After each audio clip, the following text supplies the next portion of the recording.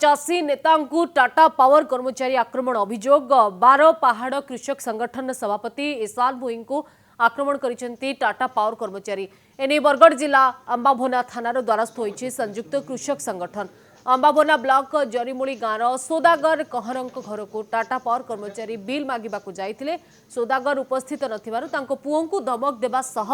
विद्युत विच्छन करदेबु बोली धमक देइथिले तेबे एने पुलिस किंबा टाटा पावर कर्मचारी प्रतिक्रिया मिली पारि नाही। आम जनवरी मासर 15 तारिख रे गोटे चाषी जिते बिल बुझाई जाता ऑफिस रे भी कर्मचारी मैंने पिटी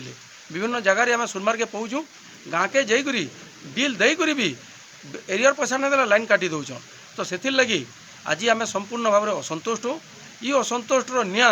केतेबेले भी फुटवा से लगी जिला प्रशासन सतर्क रहीकि टाटा पावर जेन दुर्व्यवहार कर तार समाधान बाट बाहर कर ना तो चेतावनी यहाँ जे कौन मुहूर्त में बड़ धरण आंदोलन है एतकी अन्यता मैंने एतकी दादागिरी माने करवाटा गोटे समाज लगे ठीक ना हबार